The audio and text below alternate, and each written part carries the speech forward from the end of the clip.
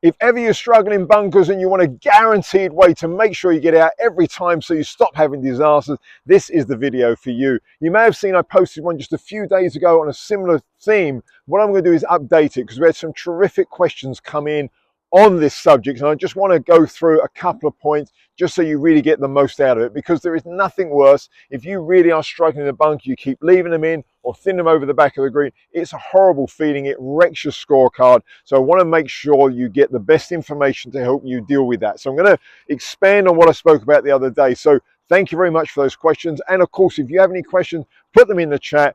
Always will look at them and try and come back to you. So what I was saying in that particular drill, and the reason I've got the camera going down the line here now is going to show you something extra which is really, really important. What I was saying in the surefire way to get you out of the bunker is that you want to basically reduce as many moving parts as possible. When things are going wrong, simplify it. Simplifying it here means take a stance, a nice wide stance, get yourself nice and strong, really feel like the club, the arms and the shoulders all become one unit, almost no wrists in it, and just keep that triangle, if you like, that's formed between your shoulders and your arms.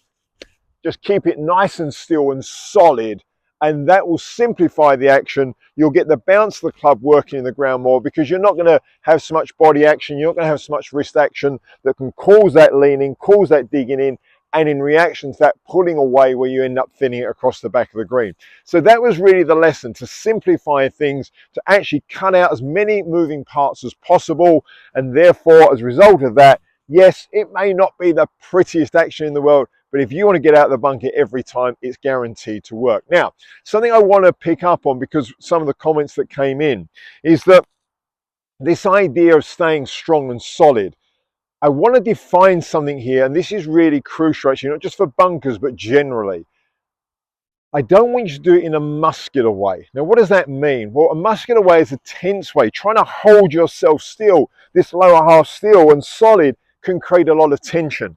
I don't want that, because even in the action I'm showing you here, we still want some form of rhythm, some kind of flow with that. So how do you get that? Well, this is the important part, because again, this applies to all areas of your game. And this is why I've come down the line here, so you can get a sense of this.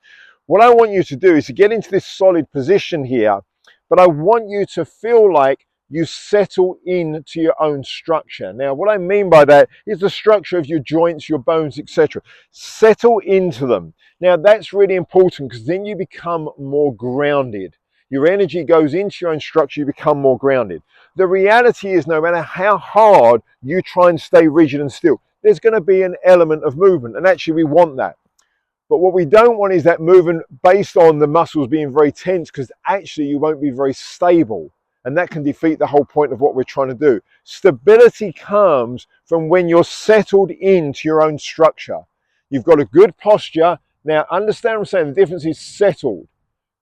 Almost sinking into that posture, not collapsing into that posture. That's a very different thing. Collapsing means my structure is no longer holding me. My joints are no longer holding me. Settling into it, sinking into it, is just allowing myself to go into that structure and let it hold me.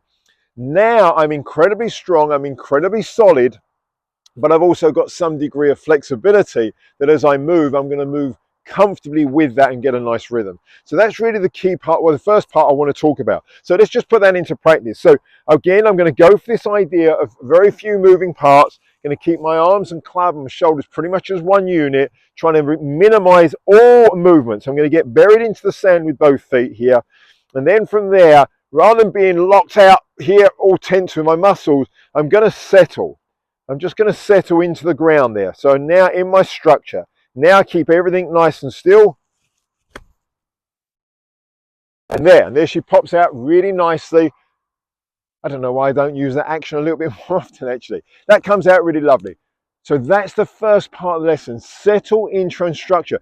Kind of visualize that if you can. Your own skeleton, the joints, the big bones, settle into them. Let them hold you. Let them hold you. Let yourself relax into that.